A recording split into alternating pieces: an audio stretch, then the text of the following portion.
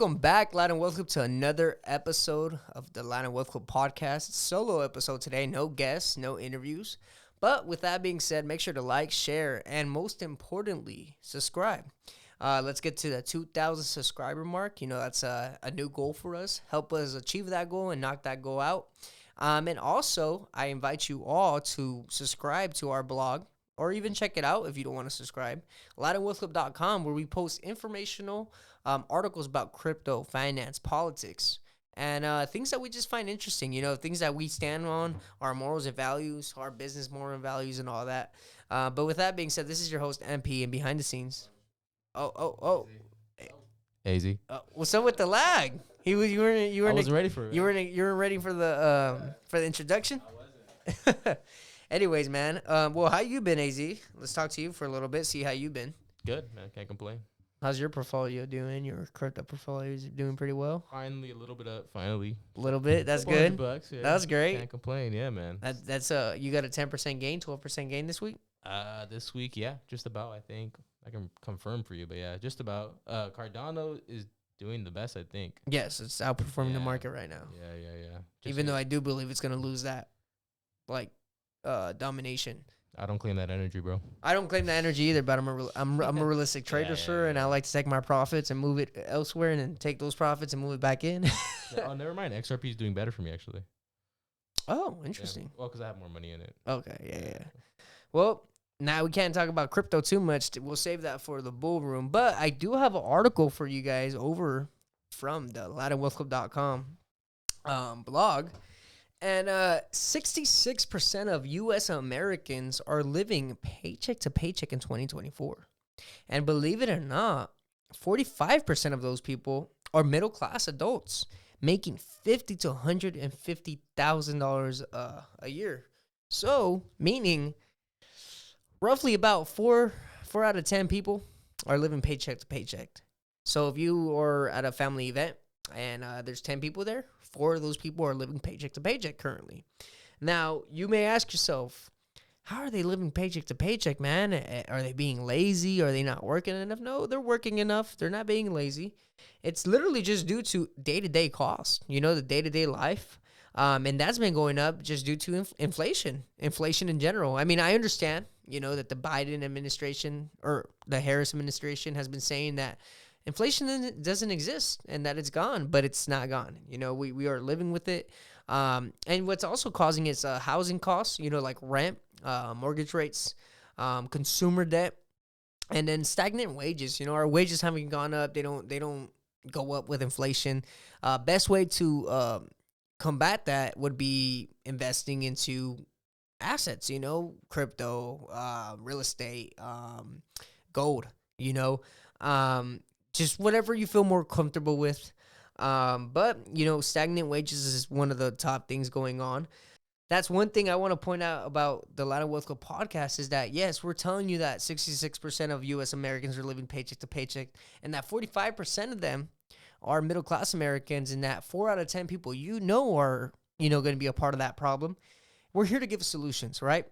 And one thing that gives us hope is the most recent rate cut. On September 18, 2024, the SEC, not even the SEC, I'm sorry, the Federal Reserve announced that they will be cutting rates, meaning that people could take advantage of this. This is going to give us hope. How does this give us hope? Well, by cutting the rates, you'll be able to refinance high debt. If you have high debt and you're paying a lot with interest rates and everything, you could refinance because the rates will be lower.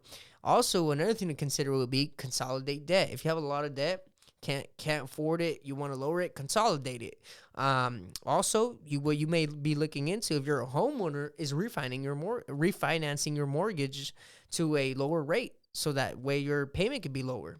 Another thing to look for with the rate cuts would be taking advantage of balance transfers. If you could get a credit card that gives you 0% interest for like the first 6 months or whatever it may be, and you have a lot of credit card debt, do a balance transfer and try to pay it off in those 6 months to a year, whatever it may be.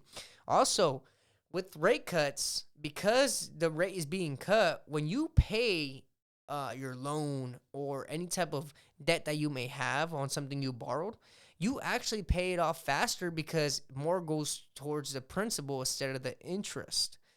Keep that in mind.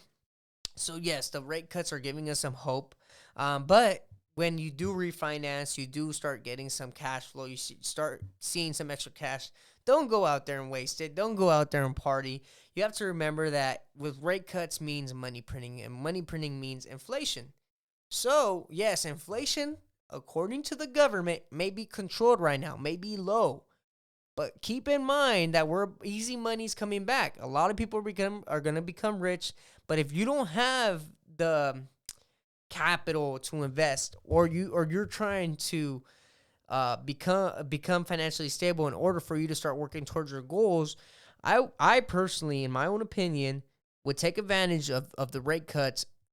Pay off most of my debt, get some cash going, but to build an emergency fund, to create a budget, right? So I would create a budget, build an emergency fund, and also change my lifestyle a little bit, because a lot of people don't realize that inflation really hits you when it's a lifestyle inflation. What do I mean by that? If you're going to the bar every weekend, if you're going out with your buddies every weekend, going out with your girl every weekend, that adds up.